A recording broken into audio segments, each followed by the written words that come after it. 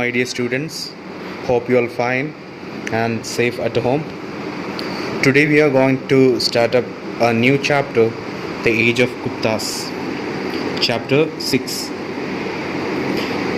And in this chapter we are going to learn the accounts of Fahin, Allahabad pillar inscription, and the political history and the administration of Samudragupta and Chandragupta Vikramaditya.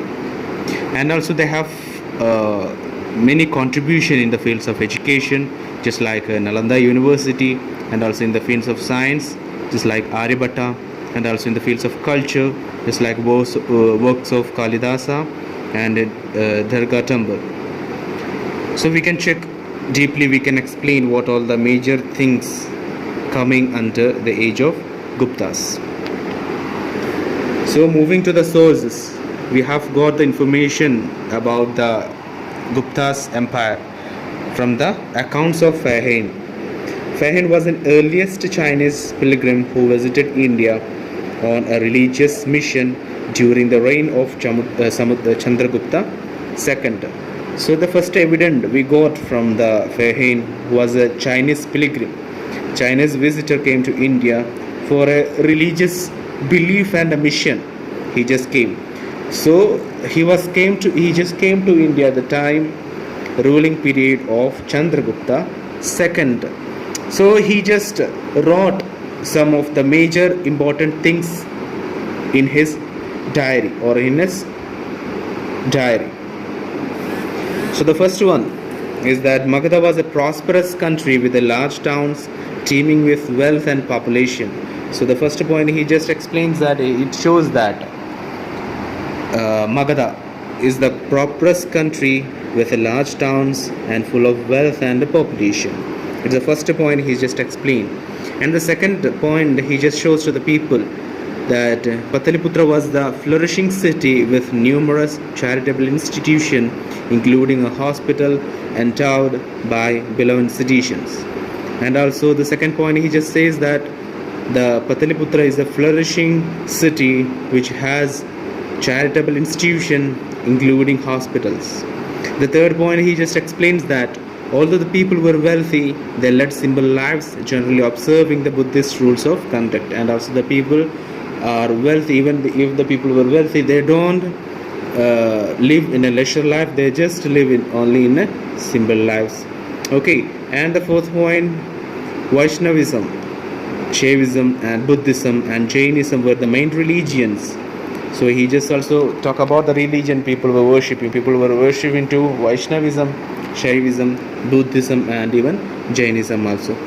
Okay, and also had no ill will towards other sects, and the people were not interested to move to other religion. And also Hindu gods and goddesses were depicted on coins and also the sculptures and painting. So in this fifth point we can understand that even in the coins also the people used to stick or depict the pictures of the gods and goddesses of Hindus. And the last point, the penal code was mild and the offences were ordinarily punished by fines only. So the penal code or the penalty taking from the people are also calm. Okay, they look after the people at the time only they used to punish the people. Okay, those are the major 6 important points got from the Fahin's account while he came to India for the religious or the religious mission. Okay, now moving to the second source or second evidence we got about the Gupta period. It's that the Allahabad pillar inscription. So we can see or what are the things we can check what are the inscription written in the pillar.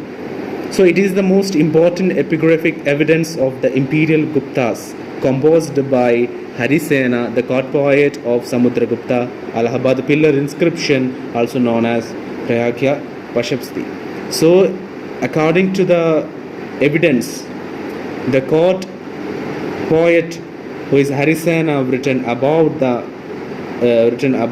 evidences or written about the Samudragupta on the pillar.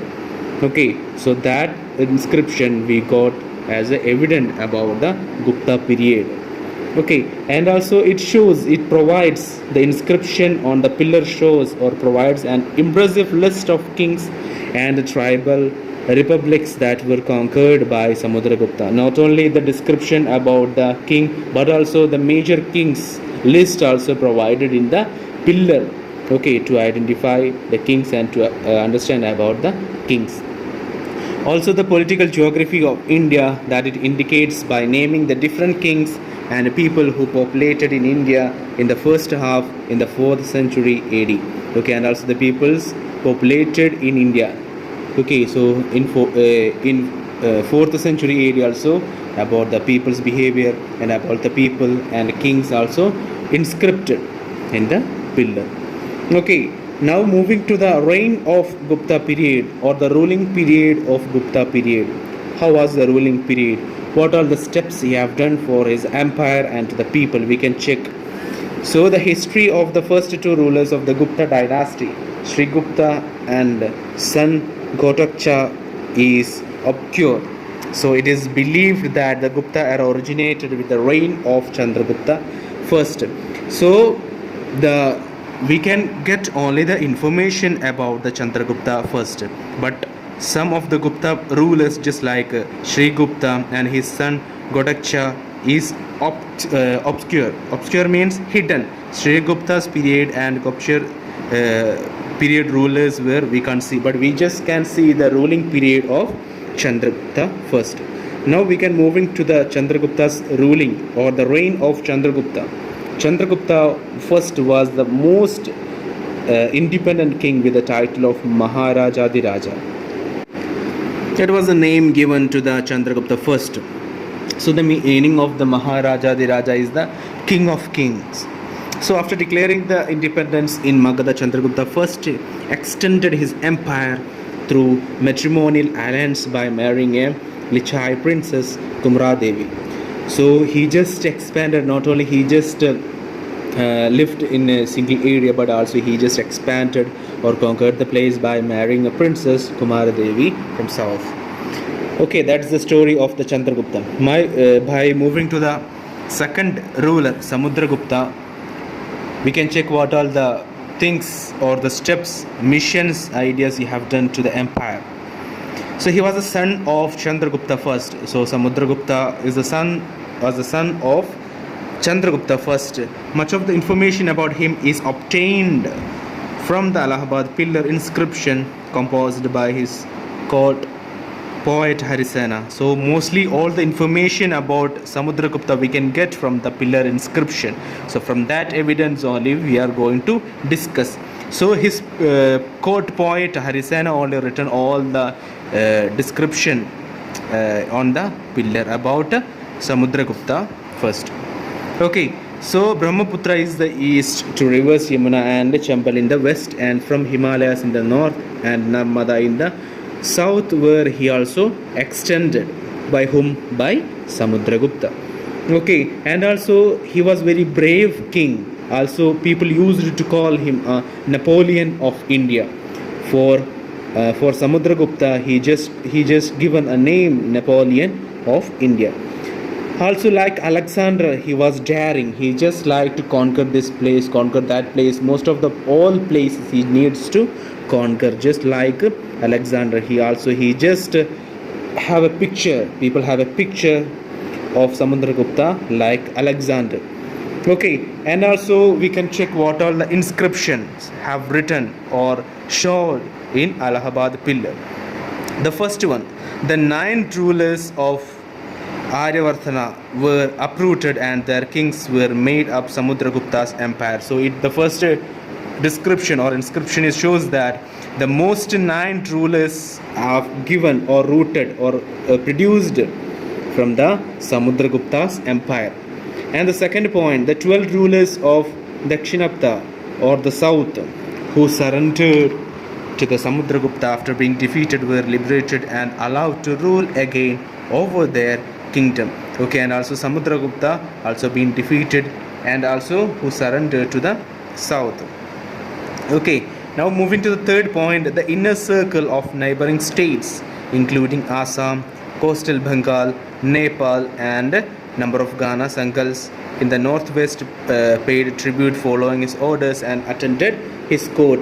So in a circle of neighboring states also he given permission, given tribe, and also he was very mercy towards the king of Gupta.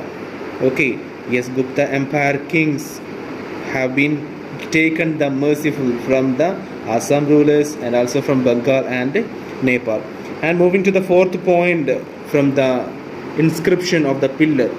Okay, Allahabad pillar inscription. The fourth point is that the rulers of the outlying areas submitted to him and offered their daughter in marriage, and also the rulers of outside area also wished to get married of the Gupta ruler.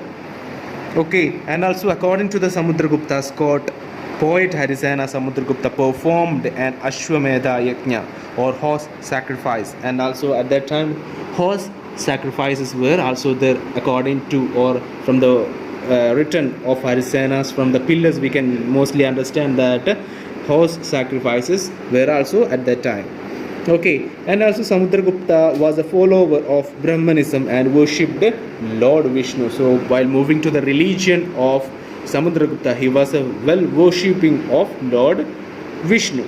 Okay, so moving to the Chandragupta II or Vikramaditya, Chandragupta II Vikramaditya, he was succeeded by his father Samudragupta.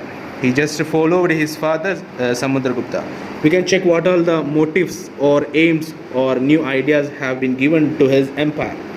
He inherited the military genius of his father and extended the Gupta Empire by conquest of his own. He also extended the empire by his own. Okay, he just wanted to keep up the father's name, and for that he also extended more empire, more neighboring places and countries. Also he annexed the territories of Sakas of Malwa, Gujarat and Saurashtra. Also he just territories he also annexed. Chandragupta II Vikramaditya also annexed many of the places just like Malwa, Gujarat. Okay, and according to the noted historian, according to the words of historian Dr. Vincent says that the annexation of Saurashtra, Malwa not only added to the empire provinces of expansion, wealth and fertility, but opened up exceptional wealth and fertility, but opened up access to the ports in the western ports. So he just didn't open a province, he didn't open the empire there. After capturing the Malwa, Gujarat and Saurashtra, he didn't open or he didn't expanded the empire there. But what was the major aim of the Chandragupta II Vikramaditya? He just wanted to open the western coast. So because of that area, in that area only we will get the trading and all the purposes. Okay, so because of that reason only he just conquered the territories like Malwa, Gujarat and all.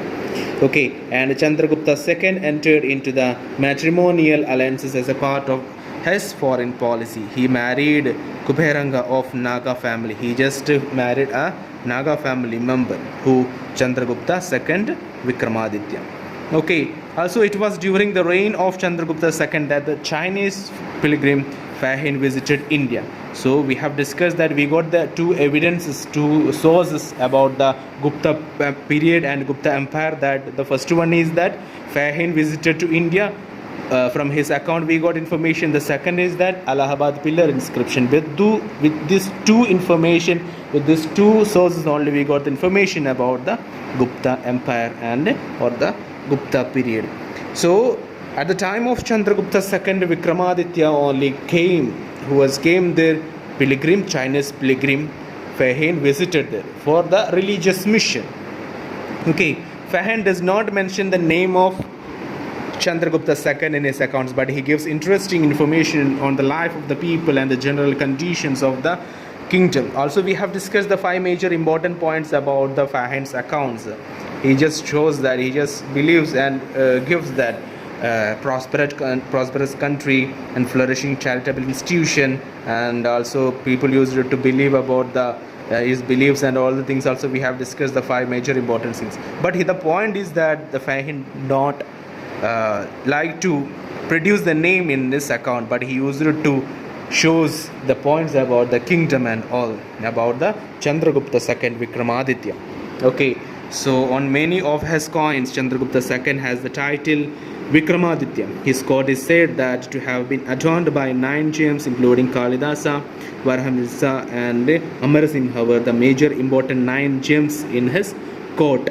Okay, so that was the major points we have discussed today in this class.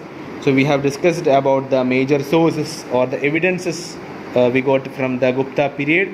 It was the first important point is that, or the first source we got that is from accounts of him, and the second sources we got that the Allahabad pillar inscription or Prayagya Prashasti were the 2 major important. Also we have discussed about the Chandragupta first and his reign.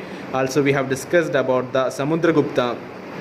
Also we have discussed about the Chandragupta II Vikramaditya. Okay, so if you have any doubt you can comment below. That's all for today. Thank you. Bye bye.